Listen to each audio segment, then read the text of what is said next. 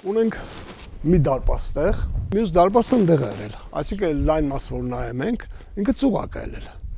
Ժամանակին ինքը բարիստները ժամանակին բարձր են եղել, մոտ 20-20 մետր բարձրություն ունեցել։ Այս դարպասը թույլ են թողել, այն հիմնական դարպասն է եղել։ Մտել են ներս, ստեղ սկսել են կոտորել։ Այս մասը պեղված է, բարիսպիտակ ամբողջը պեղված է, ինքը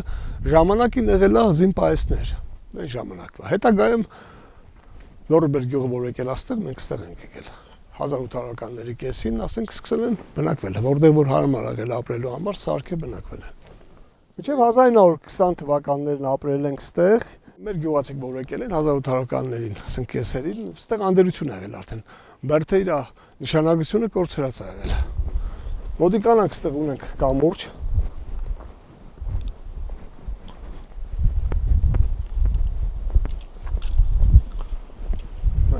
Կամուրջ 12-13-րդ դար,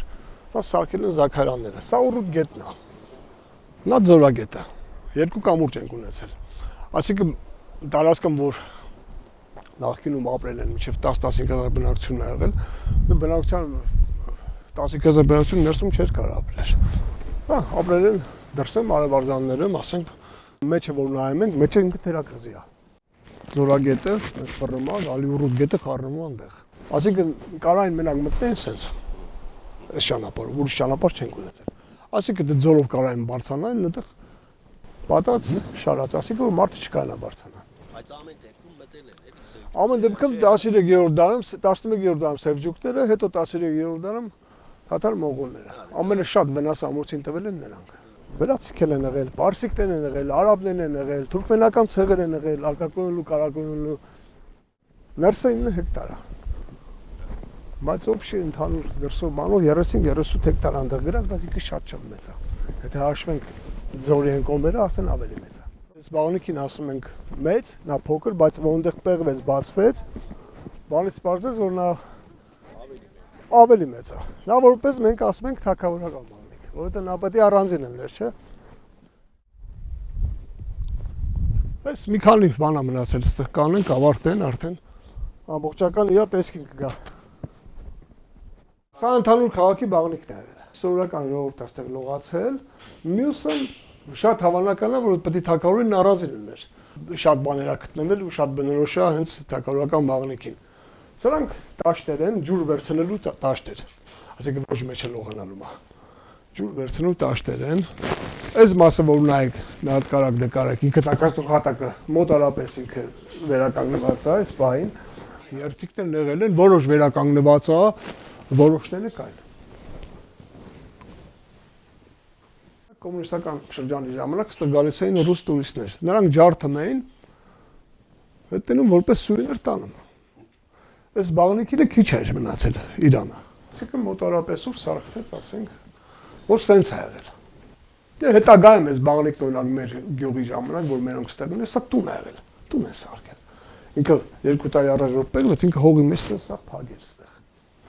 Պեղվեց, բացվեց, նոր ավելի լավ պար վերևած, որ ինքն եղել է տակաստող հատակով։ Այստեղ 2 տարի առաջ որ պեղում են գտնվեց կավից բան, շախմատի քար։